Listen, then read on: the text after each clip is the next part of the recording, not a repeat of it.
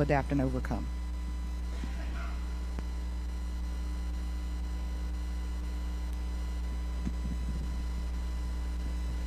The first question is going to be, tell us about a difficult leadership decision you have had to make and what you learned from it.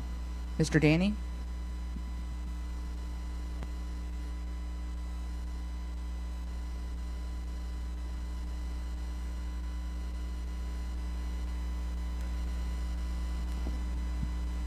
Okay, can y'all hear me this way? Good. Yes, I have notes. So you started with the most difficult question. You asked about a difficult leadership decision. Oh, that was Courtney who did that. I'm sorry. Thanks, Courtney. About a difficult leadership decision that I've made and what I've learned from it. You know, this is the most difficult question for me because I don't have any wartime stories about, you know, saving lives or any of that kind of stuff or winning any big battles or anything like that. I make a lot of decisions on a daily basis, and I have been for years. Those decisions are tough a lot of times, but mostly just regular decisions. However, the difference is every decision I make affects my entire family. I've made decisions to sacrifice so that my kids and grandkids could have more. I've decided to get up every day and go to work for them. I decided to do more so we can have more. I think of all these as tough leadership decisions because I have a lot of people that depend on me. I lead by example at home, and I'll do the same at City Hall. What I've learned from it is that my family's health, happiness, and security is worth considering in all of my decisions.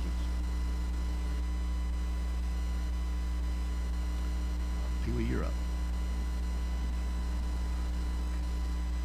Thank you for that answer, Danny. Many of my decisions over my lifespan have been difficult ones. For 20 years, I swore to uphold the Constitution of the United States of America, defending it against enemies, foreign and domestic. Every decision I made affected mission accomplishment or the welfare of my troops, regardless of where I put my own personal needs. Those are the leadership traits and the leadership qualities that I plan on bringing into the city government. It's those military traits that put you, the citizens, in front of that of my own needs. One city, one team. Thank you. Thank you very much. I did also forget to mention, I have 2 timekeepers right here, so I know y'all can't see them, but they are letting the candidates know when they have 1 minute remaining in their answer, and then when their time is up. 2 minutes, yeah. The next question is, what type of businesses or industries should DeRidder actively pursue to strengthen its economy?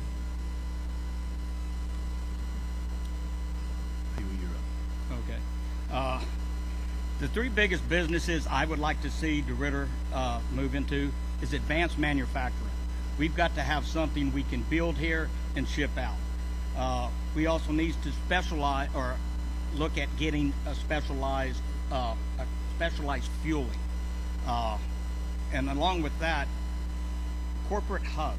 There's so many big companies in big cities that are looking for locations, and with those 3 ideas and working hand in hand with the Chamber of Commerce, I think we can better Beauregard Parish and better DeRidder as a whole. What type of businesses or industries should DeRidder actively pursue to strengthen its economy? That's correct. Okay. I'm definitely not going to be choosy as to specific industries. We will welcome all. Naturally, we need to fill the voids left by Ingevity and Ampeset to begin with similar companies that can use the existing equipment and facilities. Otherwise, we're surrounded by pine trees, so the wood forestry business is a no-brainer. And I think specifically a pellet mill. It just seems like a no-brainer. The good news is that all of these things are being worked on as we speak.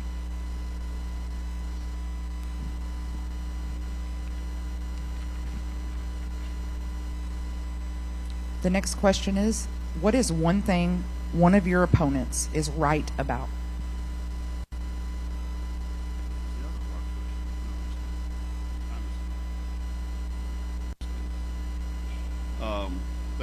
that's actually an easy one. I believe that we all want what's best for DeRidder.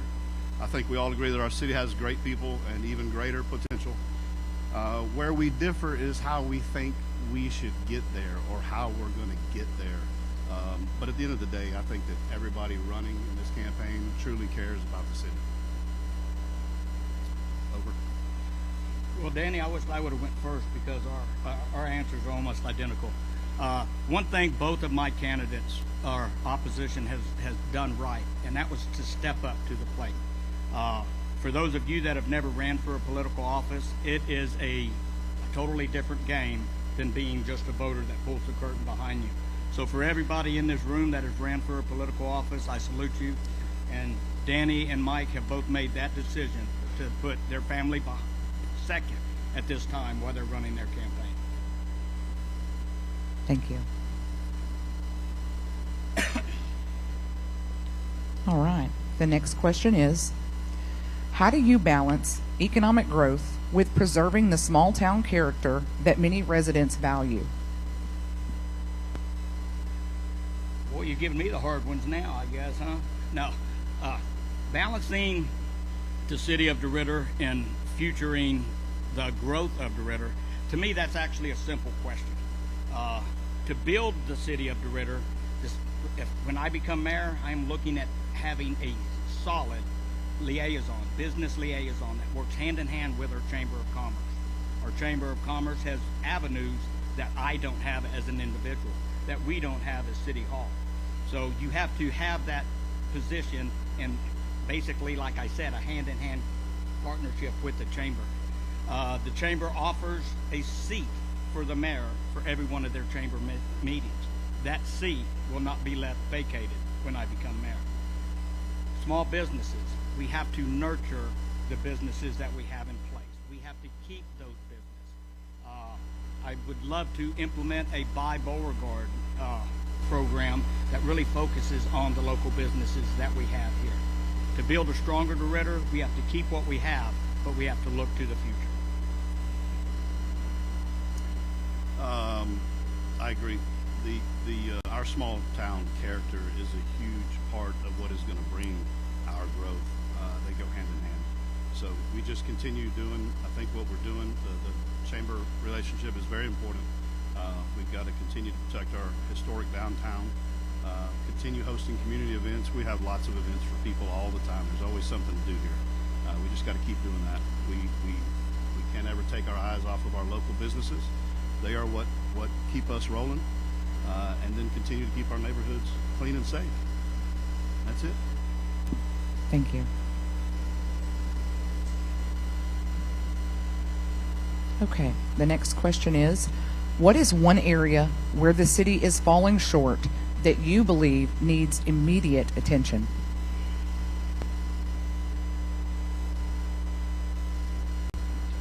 Yes, sir. Well, I think it's planning, long-term infrastructure planning, and financial planning. We need multi-year plans for roads, which I have prepared. Roads, drainage, water, and sewer. And we've got to have financial planning to support those projects. It's that simple. Before you answer, I'm going to get both of y'all to either move your mics a little bit closer for the cameras and for the live, or just hold them in the instance so that everybody can hear on the live and in audience. Okay, Mr. Morrow. Okay, can you repeat that question one more time, please? What is one area where the city is falling short that you believe needs immediate attention? The area that I feel DeRidder is falling short at currently is our aging infrastructure. We have to come up with a long-term plan. When elected, that long-term plan will also include aggressively seeking grant funding so the citizens of DeRidder aren't paying for all of these projects on their own.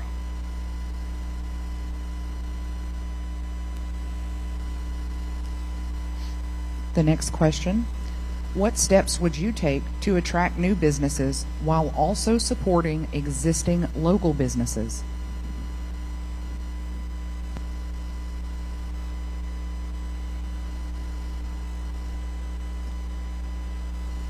my turn, I guess now, huh? Okay. The steps that I would take to attract more businesses is basically implementing a bigger and better DeRidder. The outside companies need to know what our vision is, what our future is. And again, hand in hand with the Chamber of Commerce. That is such a key element that has been left out of our current administration.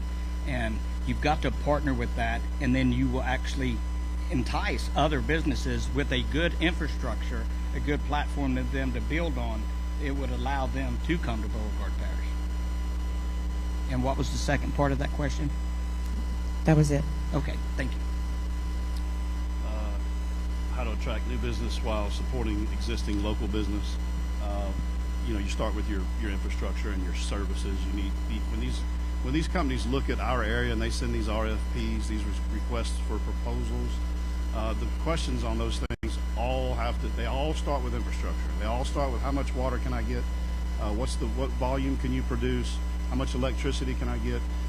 So the infrastructure and your roads to and from, highways to and from, all that's very important to these companies. That's what they're looking for.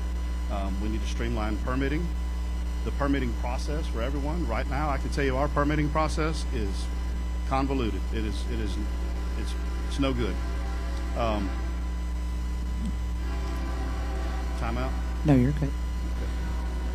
I think we should offer incentives to new businesses and industries as well.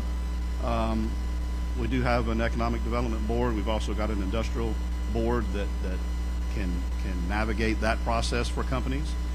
We just continue to work closely with the Chamber as they receive these RFPs, continue to work with the Louisiana Economic Development and the Southwest Alliance. We continue to market our available properties. I think that's something we have to stay on top of. We need to make that visible to people all over the world. And the LED, the Chamber and the LED does a great job with that right now, by the way. You can go online and find all of our prime properties and structures that are for sale or lease or whatnot. And then we just continue to maintain a business-friendly environment. Thank you. The next question. If you do not win this election, how will you continue serving and supporting the DeRidder community?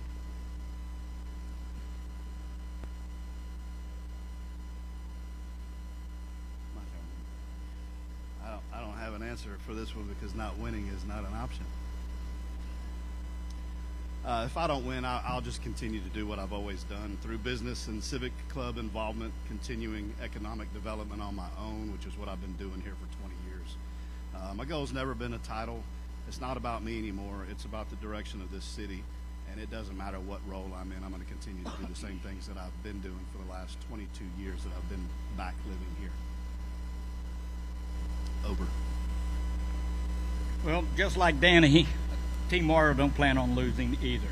And we are your alternative to advancing DeRidder to the next level. We will continue after our success of May 16th by providing transparent leadership.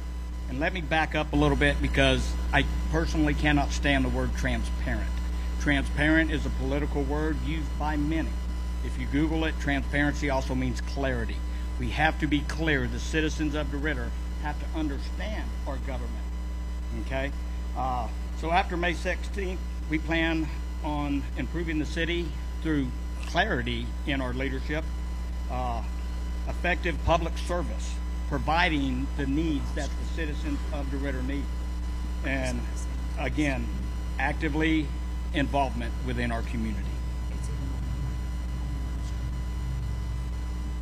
Thank you.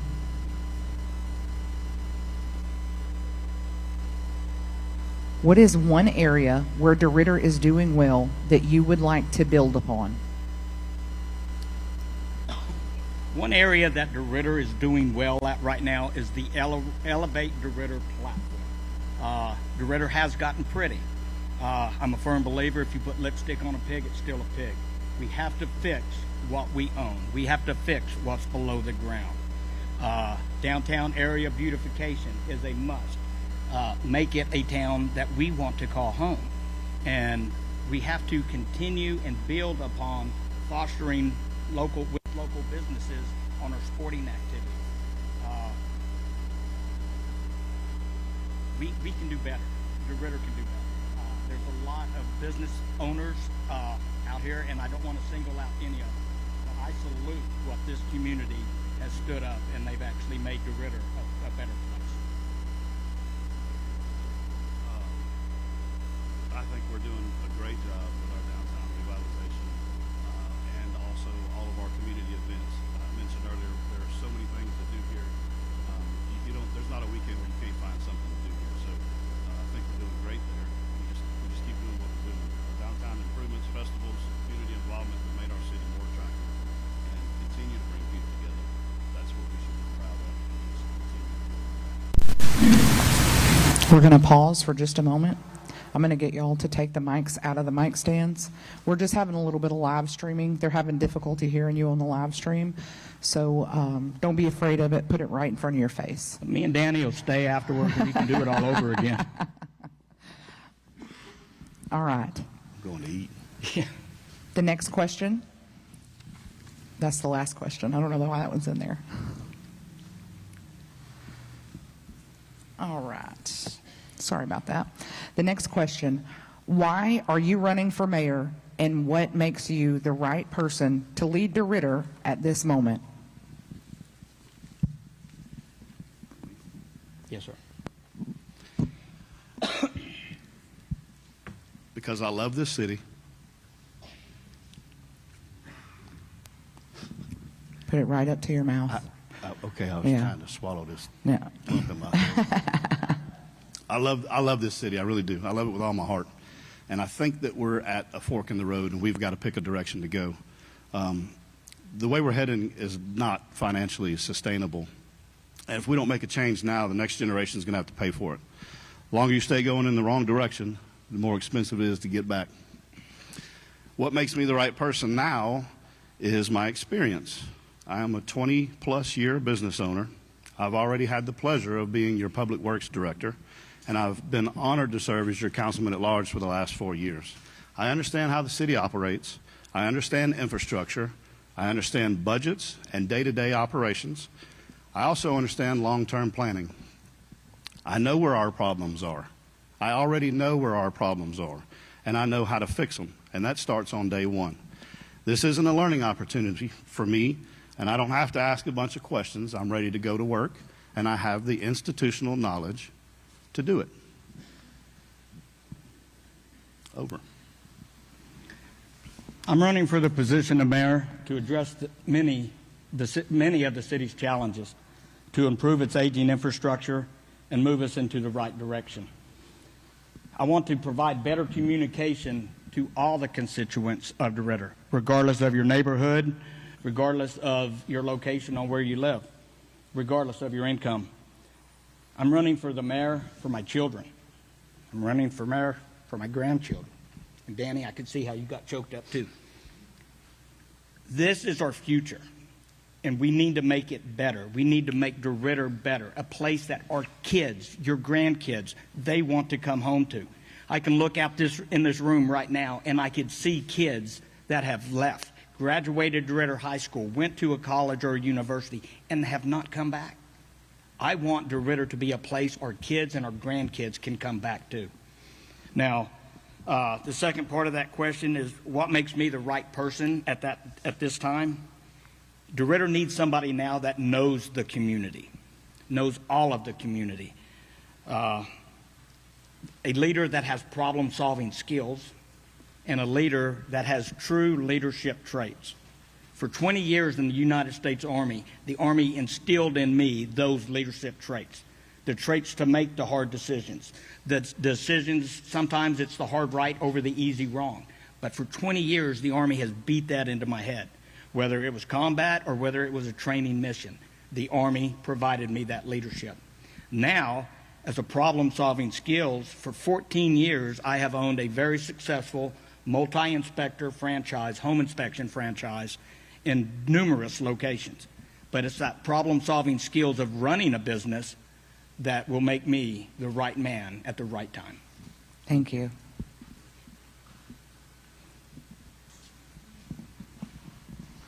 The next question. What is your approach to managing the City of DeRidder budget responsibly while still investing in growth and quality of life? This is a very interesting question because it starts off with how will I manage the city budget? First of all, I'm not familiar with the city budget. But the first thing Team Morrow is going to do, is do a full audit, a full individual audit of our city's budget to include the city's services that are being contracted. Where is our money being spent? It's not, that money does not belong to City Hall. It belongs to us, the residents of DeRidder. And we got to have a better understanding of where that money is going. The second part of that question, can you repeat, please? It says, what is your approach to managing the City of DeRidder budget responsibly while still investing in growth and quality of life? Okay, thank you. Now, once this audit is complete, I am looking at running a structural balance budget. Structural balance budget is where we match incoming revenue with outgoing expenses. Once we see what's left, through public forums, through work groups, through coalitions, business coalitions, community coalitions, we can understand what we have left and where best to invest the money for our citizens. Thank you. Fiscal responsibility means stopping budget deficits, controlling administrative bloat, prioritizing infrastructure repair and maintenance, building reserves instead of spending them, diversifying revenue with new streams of income, which I have 6 new streams of income that I would like to present to City Council to bring to the city that we are completely missing. And you got a plan. You need 5, 10, and 20-year plans, and everybody should know what that plan is. As far as growth and quality of life, those are important, but we have to have a financially stable foundation before we can look at the rest of that stuff. We're doing okay. We're doing okay with quality of life. So we need to take care of the real stuff. Thanks. Thank you. If a large company wanted to locate in DeRidder, but the community was strongly divided about it, how would you approach that decision?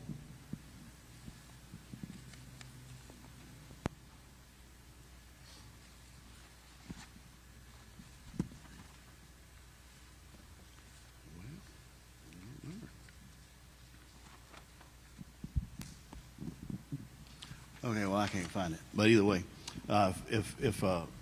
if a large company wants to come and the community pushes back, yeah. Well, I mean, our community is the most important thing. I don't think we want to turn away anybody. We've got to have communication and meetings and public forums and all of those things with anybody that wants to come to our area. I mean, that's just natural. That's what's going to happen. As far as pushing back, you know, you've got to trust that the folks are making the right decisions as long as it does not impact our environment or our economy negatively. You know, I think it's something we can all figure out together. People will very well let you know if they're for or against something. We just got to pull all the facts out and go from there. It's your turn. If a large company wanted to locate in DeRidder, but the community was strongly divided about it, how would I approach that decision? That decision begins with a public forum. Not my voice, not your voice. It's our voice. So we have that public forum, and we find out what the wants and the desires are of our citizens, both their concerns and their good points on that. Once I gather that information, I would get with the incoming corporation and I would present the issues and requests from our constituents. At that time, I would require that incoming business to join me in another forum so they can address the community with these concerns.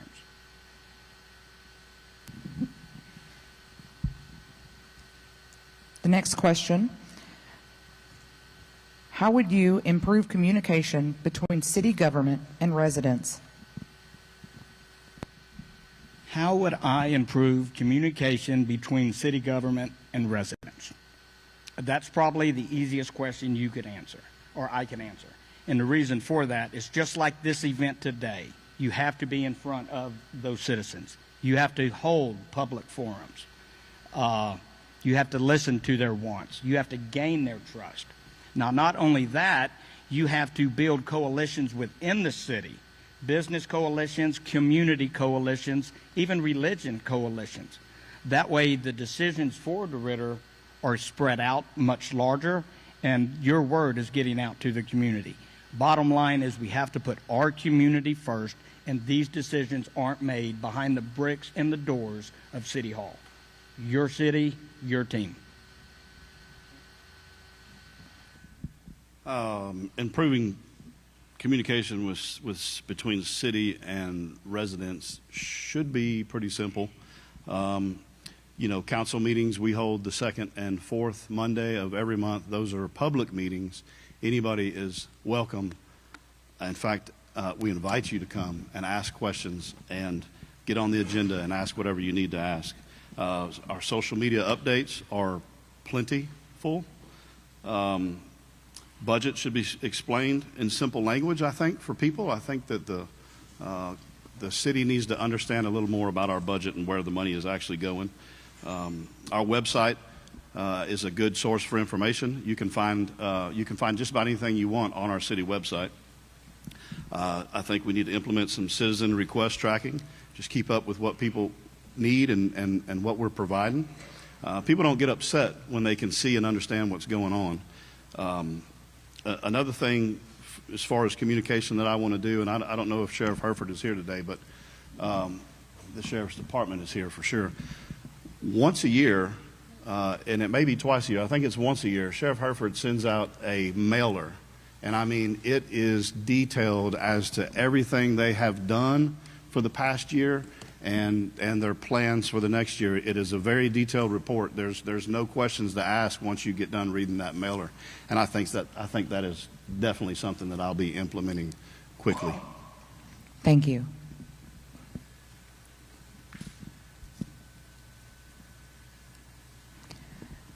How will you prioritize maintaining existing infrastructure such as roads, drainage, and utilities versus funding new projects or expansions?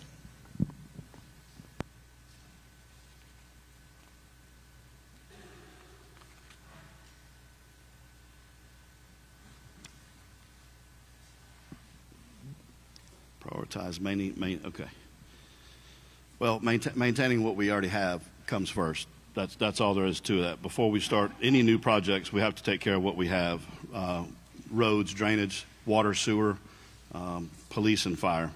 How do you prioritize? There are some tools to help with prioritizing. So, you know, roads, for example, the current Public Works Director has recently done a survey of our roads that was done with a drone, I believe. And by the way, we have about 75 miles of road in the city of DeRidder. So the drone survey tells us, you know, it collects all the data that it sees, and then it can tell you where your most needed streets are, you know, where the most need for repair is. It can tell you that way. Of course, you have to continue to consult with your council and their districts and find out where the problem areas are. But you put all that stuff together, and it's a pretty important tool. Which, by the way, I have a plan for streets. I've got 5, 10, and 20 years, and 20 years may seem like a long time, but it's not. And most of you in here probably realize that. But we can have all of our streets completely redone in 20 years with my plan, and that's all 72 miles, 75 miles. Drainage is easy. It's everywhere. It all needs to be taken care of now. Water leaks are done with GPS mapping. That process started when I left as Public Works Director. And so what we can do is identify every time we have a leak, we can see, you know, with GIS mapping, you can look at the map now and see your leaks over a period of time, and you can identify your high frequency areas, and we attack those first with new infrastructure. Sewer is easy. That's smoke testing. That's a process you do to find places where you're being infiltrated in your sewer system. New projects are great, but you can't keep doing it if they're falling apart. The question was, how would I prioritize maintaining existing infrastructure such as roads, drainage, and utilities versus funding new projects or expansion? The first thing we have to do at City Hall is come up with a priority first policy. These priorities need to focus on public safety, health, and economical stability. We also need to implement a portal at City Hall, a user-friendly portal to where you, the residents of DeRidder, can submit your work request and you could track the status of that work request. Once that request has been put in, or the work order has been put in, myself with the Public Works Director will look at these new incoming deficiencies, and then we will prioritize them first. And again, like I said, safety, health, and economic stability. Thank you.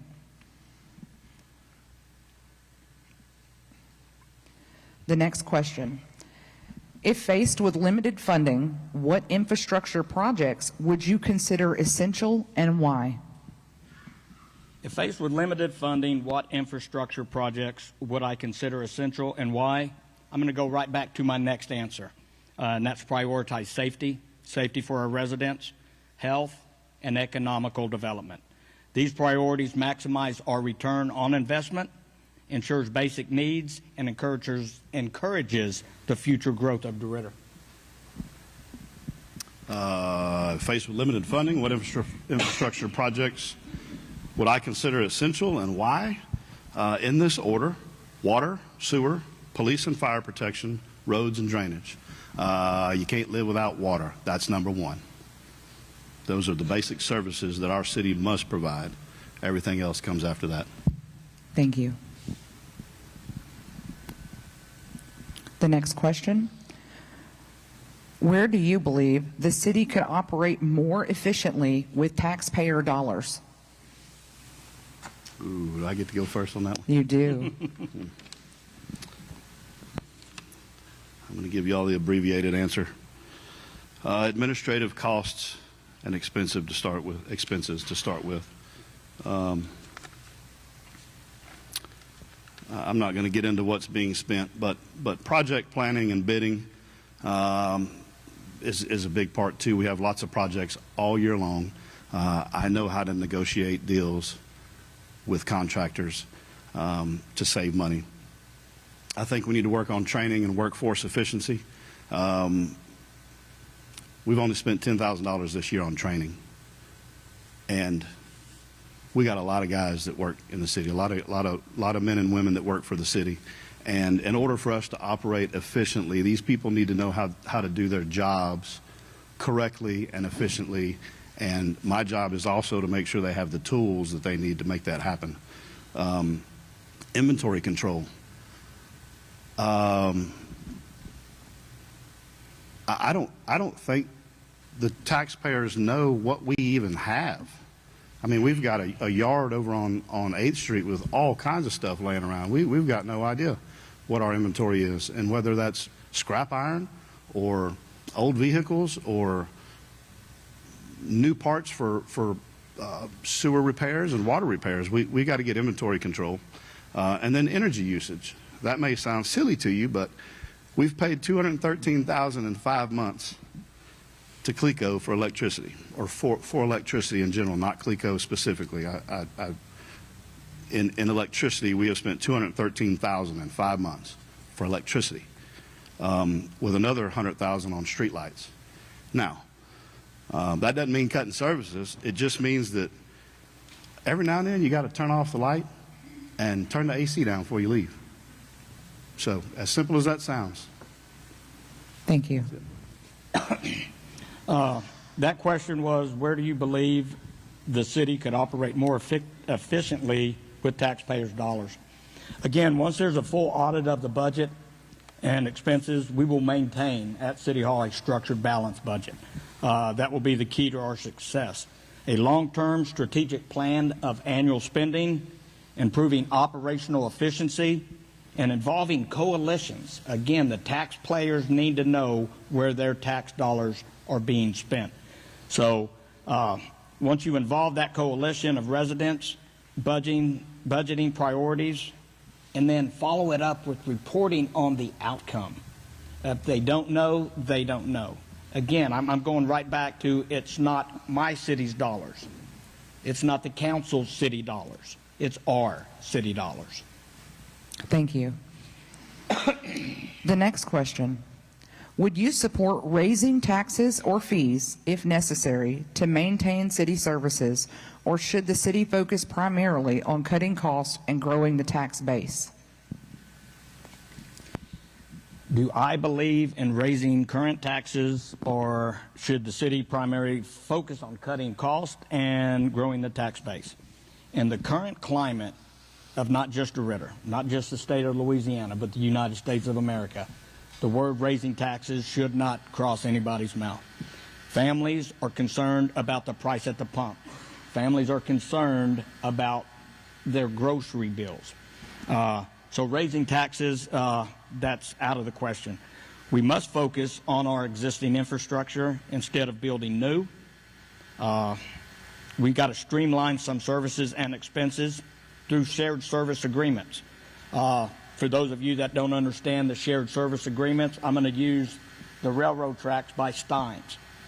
It wasn't just the city's dollars, but that was the city's dollars and the railroad that took on that project. We've got to have those shared service agreements. Developing our land, vacant land, utilizing it to increase our tax base. New businesses, new residents, affordable housing. Raising taxes to me suggests that you've mismanaged somewhere down the line. My vow is to not mismanage so that we don't get in that position where we have to consider raising taxes. At this time, we are heavily dependent on sales tax. It shouldn't be that way. Matter of fact, we're over dependent on sales tax. So if the economy takes a dip, guess what? We're taking a dip too. We have to cut unnecessary spending. We improve efficiency across all departments. We have to continue to recruit business and industry because we need those tax dollars, and just continue to grow our tax base that way. The other thing is to create new revenue streams. And again, I have six new revenue streams that I would like to bring to the city. And I'm not sure if right now is the time for that, but if anybody would like to talk about that, I'd be happy to share it with you. 6 new methods of bringing money to the city. Thank you.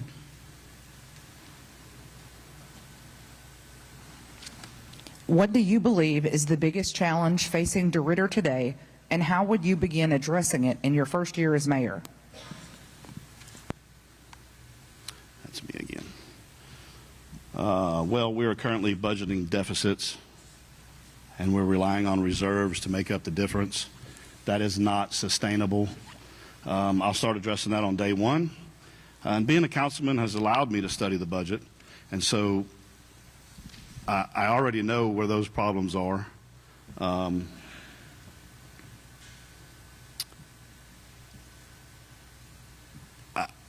have plans to add the 6 new streams of revenue, and I've already got 5, 10, and 20-year plans for roads, drainage, water, and sewer. We can't continue to depend on sales tax alone. Did I answer the right question? Biggest challenge facing? Okay. Mm-hmm. I'm done. You can go ahead, Pee Wee. That question was, what was the biggest challenge facing DeRidder at this time? That's correct. Again, the biggest challenge facing DeRidder at this time, it's aging infrastructure. What's under the ground. We have not repaired or replaced what's under the ground since I believe it was Mr. Frank Delia in the 1976 timeframe. So our aging infrastructure is our biggest challenge.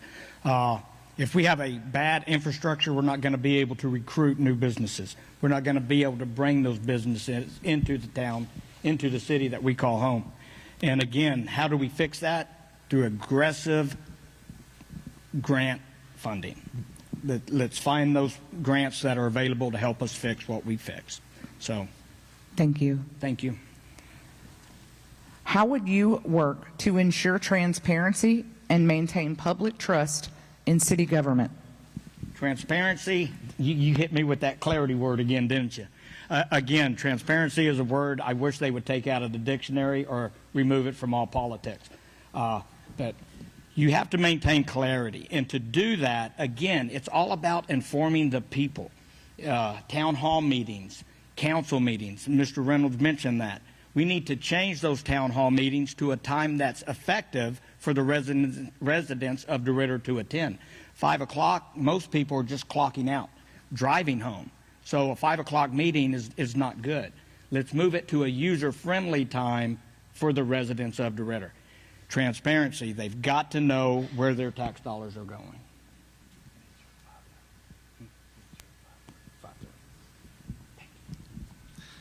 How would you work to ensure transparency and maintain public trust in city government? Trust is built by being consistently honest. And so you do that with clear financial reporting. You let everybody know what projects you're working on and how much they are costing. You communicate regularly with residents, answer questions honestly, and admit mistakes when they happen. Thank you. If the City Council strongly disagreed with your plan for the city, how would you handle that conflict?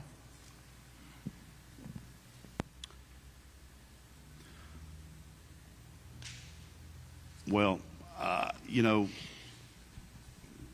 I am confident that any plan that I would, you know, that I would study or work on or put together, I'm confident that I would not propose any plan to the City Council that wouldn't be acceptable. I would never present a personal agenda rather than a clear path forward. You know, but if that were to happen, then you just have to handle it with conversation. You know, you can have workshops. We have our council meetings, but you can also have workshops, which is another public meeting that people are welcome to come to if they need to. You just meet individually with the council members and find compromise. The city works best when the council and the mayor work together. Okay, can you repeat that question for me, babe? Absolutely. Give me just 1 second.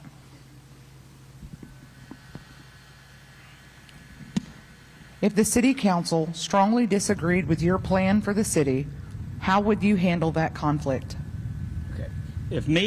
If myself as mayor and the City Council disagreed on an idea, first thing we have to do is separate the personalities. Okay? It is an elected position. We've all been elected to serve the community, but you have to get rid of your individual personalities. Now, once that's done and the personality conflict is erased, now you're talking about facts and you're talking about figures. Present yours, have that council member present theirs. Do your research. Provide the data on that conflicting information, and then you can put it to vote. But the key to that is you've got to get rid of the personality differences. What is your long-term vision for the city of DeRidder over the next 10 to 15 years? A financially stable, is it my turn? Is it my turn? I'm sorry. Okay. Financially stable, a fiscally responsible city with dependable infrastructure, good jobs, and a community where people want to stay and raise their families. And to do that, we've got to focus on improving our roads, drainage, water and sewer, improving our quality of life, strengthening our relationship with Fort Polk, continue revitalizing downtown. I would like to see a long-term care facility here. We have a lot of retirees, and I think we're missing the boat on that one. We should be looking at a retirement community. I just think that's very important. And again, the new revenue streams. What is my vision for DeRidder for the next 10 to 15 years? Is 1, elevating DeRidder through economic growth, 2, elevating DeRidder through improved infrastructure, and 3, elevating DeRidder through enhanced quality of life. Thank you. And the last question of the afternoon. Residents in the Green Acres area have raised concerns about the water quality and rising costs related to Magnolia Water Company. What role should the city play in addressing these concerns, and what solutions would you pursue? One of the roles that City Hall has is to provide and protect public health of all the residents of DeRidder.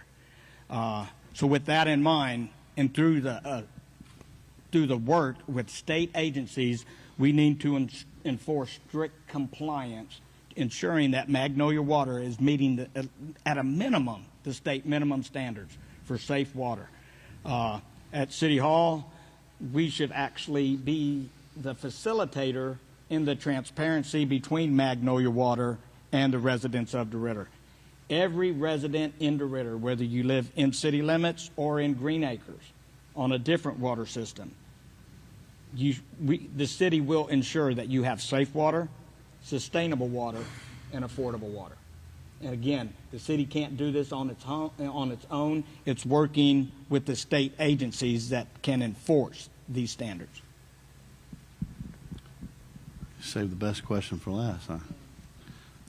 The Magnolia Water situation is difficult because it is a privately owned utility. It's regulated by the Public Service Commission, not the city of DeRidder, and we actually have no jurisdiction whatsoever. The city still has a responsibility to advocate for our residents. Any decision involving the city taking over a private water system would have to be financially responsible and fair to all taxpayers. We cannot put the entire city at financial risk without a clear plan. And I can tell you that the math doesn't work for purchasing this system. I agree with the transparency of my approach is different with this situation. You know, the Public Service Commission regulates this water system. And they have to report to the Louisiana Department of Health, just like any other water system. We're all drinking from the same aquifer. You have water is corrosive by nature, so you have to put additives in it to keep it from eating your pipes. And sometimes that creates a little blue tint when it gets to copper piping. And so these are some of the issues that have been brought up. But at the end of the day, I think what the city's job to do is you have to have a relationship with Magnolia Water. You know, you've already got a relationship with your residents, but you establish a relationship with this water company, and you establish a relationship with the Public Service Commission. We already have a relationship with the Department of Health because we have to report to them too. But what you do is you just make sure that all these organizations are communicating. And I think it would be our job as the city to supplement the Magnolia Water System with whatever they need to get the job done to take care of their residents, whether that be, in other words, today we cannot go and fix a water pipe. That's it. But I got more. I know. Okay, so we are running a little bit ahead of schedule. So I can finish. No, that's not the rules. So what I'm going to do is if there's anybody in the audience that may have a question that we have not covered this afternoon, if you will just raise your hand, Miss Lisa will bring the microphone and we'll let you answer respectively.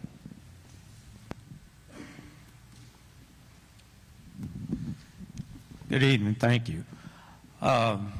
I spoke before the City Council before, and I would like to know what each of you's plans are to help with the nuisance abatement in our neighborhoods that is driving down our property values. Is it my turn? Oh, cool. Mr. Bergeron, I remember when you came and spoke to the council. In my opinion, that is an easy question to answer. We do have a lot of blight. We have a lot of condemnable properties. And I don't think that anybody deserves to have to look at that. Representative Owen went to battle for us, and in the 2023 legislative session, House Bill number 138, he put a bill through that allowed the city of DeRidder to establish an adjudicated hearing process. Councilman Marcello was instrumental in that, worked very hard on that. And to explain the adjudicated hearing process, it's basically like a city court. So we have a code of ordinances and we have a code enforcement officer. I'm sorry. We used to have a code enforcement officer. He's now been named neighborhood preservationist. So anyway, we go back to code enforcement, And then you have your codes that are written in our code of ordinances, right? But sometimes there's some gray area.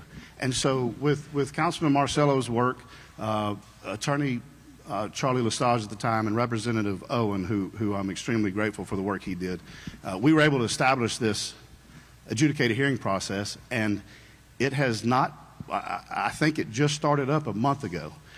We haven't used it in a year. And so you can see all this stuff piling up. If the neighborhood preservationist is not enforcing code, and we're not using the adjudicated hearing process, then we're not doing anything. The process is there for us, Dane. It's been established. We just have to use it. That's your 2 minutes. I can assure you that I plan on using it. Blight properties. Blight properties are an issue no matter what corner of DeRidder you go to. There is grant funding out there to help these residents with their blight properties. My wife is a real estate agent. Bless her heart, love her to death. If you live or you're selling a residence and you're surrounded by blight properties, that affects your property value. So we need to work, again, with code enforcement, with the adjudication hearings, and don't be scared to write somebody a code violation just because it's an election year. For the last 18 months, that has not happened. Put the people of DeRidder first. Quit worrying about a vote. DeRidder deserves better. Thank you. Do we have any more questions? I'm sure you're aware that we live in a very divided city. We live in a very divided religious community as well. We are never more divided than we are between 11 and 12 o'clock on Sunday morning. You don't think so? Go to Walmart and ask somebody what church they go to between 11 and 12 o'clock on Sunday morning.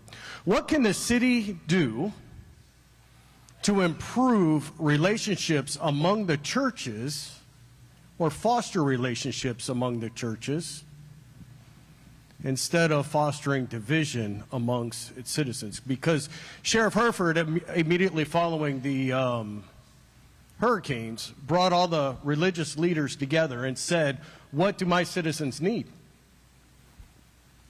Because the pastors knew.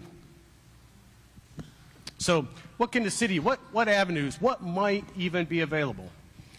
I would like to start off with this one. And I was always told during my public speaking things that two people you never follow is a professional politician or a preacher.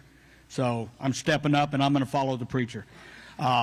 First thing I want to do, or the first thing I'm going to do, when Team Morrow takes office, every clergyman in the city of DeRidder will have an invite to my office. Why? Not to pray for me. God's got this guy. But to join in together in praying for our city. I don't care what the denomination is, but I'm opening my doors to the clergy of every member of Beauregard Parish, of the city of DeRidder. And that will start our unity. You've heard me mention coalitions. Again, it's not Pee Wee's city. It's not my ideas. We will have a clergy committee because we've got to put the people of DeRidder first so our families are taken care of. Thank you for that question, Pastor. Thank you. You know, unity is a tough one. It's something that we all want. We just have a hard time getting there for some reason. We have a lot of churches, I guess you would say, is kind of what you said, which is great because you don't have to worry about a place to go. There's plenty of places that are open on Sundays and Wednesdays and all kinds of days of the week. You know, as far as bringing people together, I mean, honestly, as silly as this may sound, I think food is a big. I mean, look, I'm serious. We have you know, we should have cultural events where we bring people together. One example of that is the Korean culture event that you did, that you folks did not long ago. And look at the people. We blew the walls out of the main building. Because people are curious about culture, and that's the thing. We just need to get to know each other. So let's just find ways to hang out a little bit, and I hope that somebody will cook for it, and then we just, you know, we just hang out and visit. We'll find that we have more in common than we don't. I think it's just a matter of putting events together and inviting people. And another thing about inviting people too, you know, you do this Facebook and you do this, you know, whatever all these methods are, but whatever happened to a good old-fashioned handwritten invitation with a stamp on it? You know, maybe we should try that. That's it. That's it. Do we have any more questions?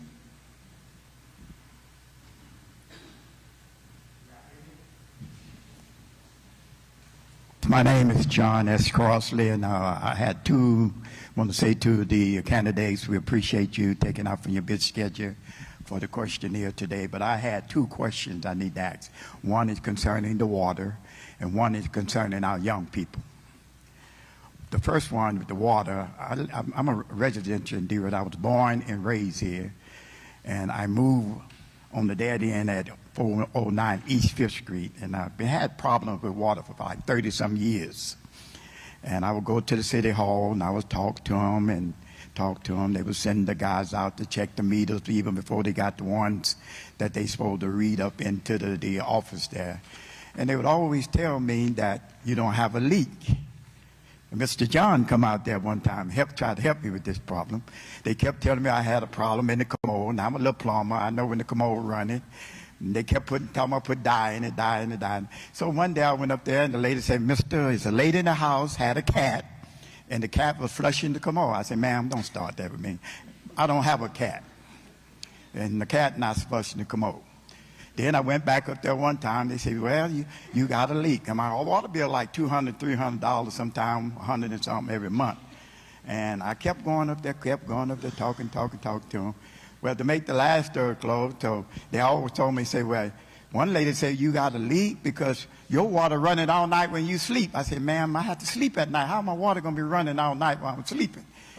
She said, "Well, you got a leak somewhere and the water running down the main." I said, "Ma'am, Mr. I done had a Crossley? leak for 30-some years. Mr. Look like the Crossley? water ought to be coming up." Mr. Crossley, we need the question. So the question is, what are y'all planning on to do with the water? We got water solution in our problem. Now, I heard, since I've been having this problem, since the new MAC come in here, water bill have become stable. But the other one is, what are we going to do for our young people? Our young people, I've been in DeRidder all my life, and our young people, I don't see nothing in DeRidder they really have to do but go to churches.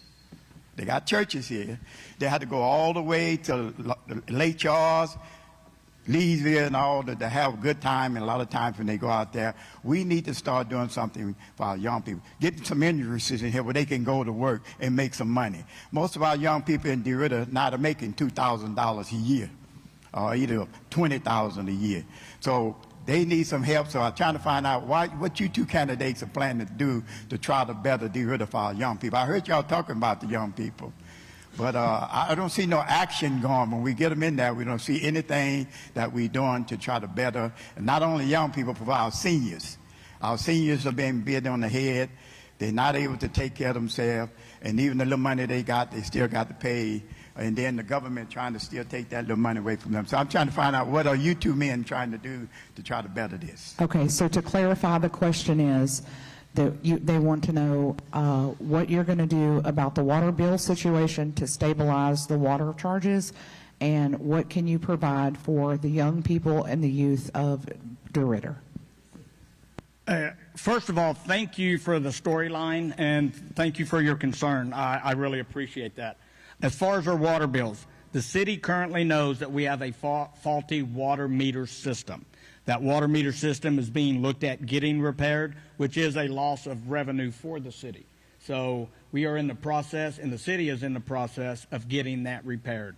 As far as our young people, thank you, and I wish everybody in this room felt the same way about the young people. We have to have partnerships with businesses and build this coalition to build up our youth. We have to have something for the youth to do. DeRidder is sitting on 9 parks. Bless our heart. Once it's dark, those kids have to go home, or they're riding bikes out in the streets. We have to work on an entertainment infrastructure for the city of DeRidder. We lost the skating rink and the batting cages in 2014. We used to have a movie theater years ago, bowling alley. I can't tell you how long it's been gone. There's no entertainment infrastructure. And again, with work through the Chamber of Commerce, the city council, and the civilians, the citizens of DeRidder, I plan on adding entertainment infrastructure to the city of DeRidder. Thank you again for your question, sir. Thank you. So are there any other questions? Is Danny going to reply, and then Tommy's going to be our last? Okay. Oh, I'm sorry. I forgot. I'm sorry, Danny. I thought y'all didn't want me to talk about water again. Sir, I hate to hear about the water issue that you had. Water issues happen all the time. It's never going to change. We're going to have that. The problem I have with your situation is that you said it rocked along for obviously too long. That should have never happened. I can assure you much better efficiency as far as that goes. I will get with Mr. Councilman Marcello, I guess, to maybe get caught up on what his issue is. If it still exists, if it doesn't, then maybe it doesn't. I'm glad it's stabilized. We don't have a system. We don't have a problem with our water meter system.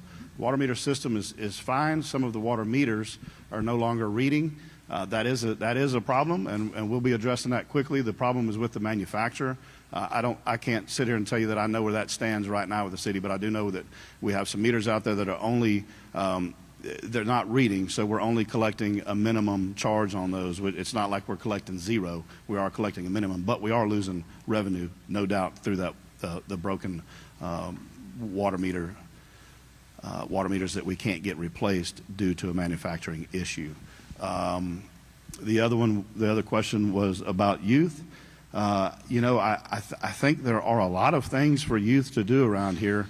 Now at night when it gets dark, I think they should go home and do their homework.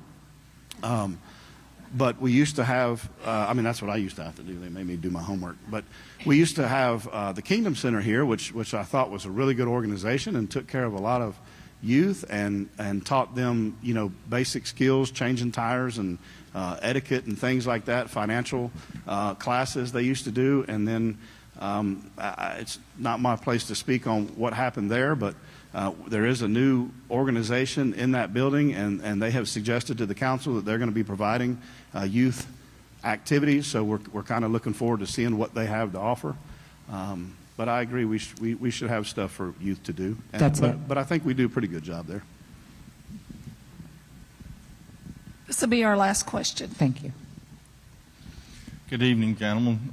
Thank you for coming and answering questions. One of the questions I have is, with the city, I keep hearing that we're going to make a list of the things that need to be done and address them, put them in priority and address them. I happen to know that those lists change daily for the city. You might have one situation today, tomorrow's another situation, and reprioritizing is something that you will always have to do. Question is, with the employees the city have, do you have enough manpower to take care of the city? And if not, what's the solution for such a thing? Can I go first on this one? Tommy, thanks for the question. Tommy is a 42-year veteran city worker. I had the pleasure of working with him for a couple of years. He was a street supervisor. He became the public works director when I left and continued to do a great job. So thank you for your 42 years for the city, first of all. Yes, prioritizing is difficult at the city because your head spins every day when you get to work. You never know which direction you're going to go or who's going to call and yell at you or who's going to call, and you never know what you're going to do. But, Tommy, once we start looking at the budget and putting money where it's supposed to go, and again, get control of the administrative bloat, then I think that we'll find between that and the new revenue streams that I'm going to bring, I think we'll find the money to hire more employees if needed. But again, training and efficiency is a big part of that too. I think that if we train them, first of all, we treat them right. All right, morale is a huge thing. So people have to look forward to coming to work. They have to kind of know what they're going to do, and that's a big problem, I think. And I think you would agree with me. Some of these guys, when they come to work, they have no idea what they're going to do that day. None. And I want to change that quickly. Like I want anyway, I'm not going to get into, you know what I mean, but you have to know what you're coming to work to do every day. If you're a street and drainage guy, then you need to know that you're either going to be working on spot erosion that day, or you're going to be cleaning ditches out and blowing culverts, or you need to know what you're going to be doing. So, Tommy, it's not going to be a next day deal. It's not going to be a day one deal. It's going to be a matter of cutting the bloat and then reallocating that money to where it's needed. And you would know better than anybody how many employees it takes to get the work done that the city does every day. So I will be consulting with you. Thank you. I can look around this room and I see a lot of prior service. We've got a veteran hat over here, retired first sergeant. I know I've got a lieutenant colonel back here. The Army style leadership, Sergeant Major, I'm sorry. Thank you, Danny. I got you, I'll do Sergeant push-ups when we're done, Sergeant Major. I got you, Sergeant Major. But bottom line, the military had a first formation and a final formation for a reason. Let's talk about what we did. Let's talk about what we're going to do. When I get elected as mayor and I'm operating in City Hall, no, I'm not going to have a 6:30 PT formation and we're going to start the day off there. But there will be meetings on a regular basis with the leaders of every department so we can focus on what's going on the next day. Like Mr. Reynolds said, those employees need to know what their goals, what their tasks are for that following day. As far as the number of employees, that's going to be hard to address until I get a good platform of what the city has and what we don't have. Priorities change daily. But again, if we focus on safety, health, and economic growth, yes, you might drop down that list a little bit, but we have to keep those three things at the top of the list to keep DeRidder moving forward.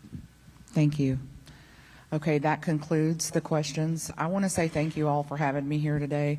It actually gives me a little bit of relief to hear that y'all are facing some of the same troubles that my own city is facing in Leesville. I think if we all work together, then it does make a difference. I just want to leave you with a word today. I don't know the exact scripture, but it's somewhere in James. It said we're supposed to be quick to hear, slow to anger, and slow to wrath. So just keep that in mind when you're on social media. I'm sure nobody in here has social media, but these kinds of times are hard, and it's hard to keep your own spirits up when you're doing these kinds of things. So if you see stuff on Facebook, build each other up. Don't tear each other down. So I'm going to leave you with that. Hey, Courtney? Yes, they each get their closing statement from Ms. Courtney. They have a closing statement. You're going to introduce them for their closing statement. Oh. That wasn't on the paper. It wasn't. I read. That's okay. Just let me go. Okay, we're going to let both of our candidates have a closing statement. We are going to start with Mr. Reynolds.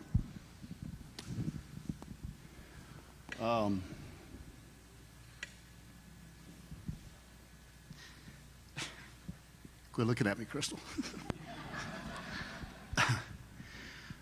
When I look at my life in retrospect, why is this? I am honored to be here, to even have the chance to run a city and to lead people, to solve problems, to fix issues for people, and to make things happen that affect 10,000 people every day. I'm honored to even be considered. So I want to thank the Chamber for having us, First United Pentecostal Church for hosting, Sheriff's Department for feeding. Thank our moderator. I thank everybody that came today to listen. I appreciate you coming to listen. I hope that your questions were answered. If they were not, my phone number is on the card in front of you. That's my cell phone number. That's my bat phone. You can get me. And please call me if you have questions, because I don't have a problem talking about anything city. Nothing. I can talk about anything city. Whatever you want, call me. If you need something, call me. If you have a problem, I'm still a councilman at large, at least until July 31st. And when this is over, I'm either in or I'm out. But even after that, you've still got my number, and you can call me, because I do have the institutional knowledge, and I can help you with whatever your issues may be.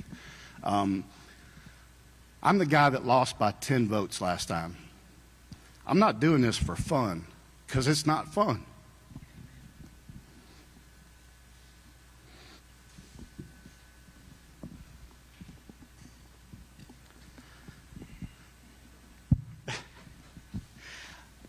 I can make a difference. I just need you to give me the chance. I know how to do it.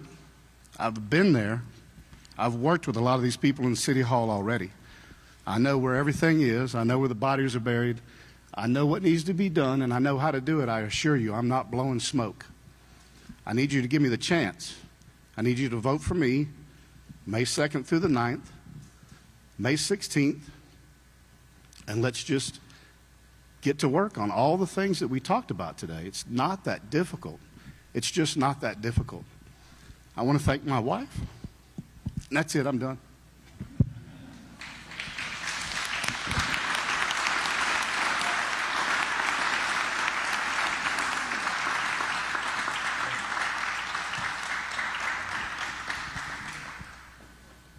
For 20 years, I served in the military, and it was driven home to me leadership.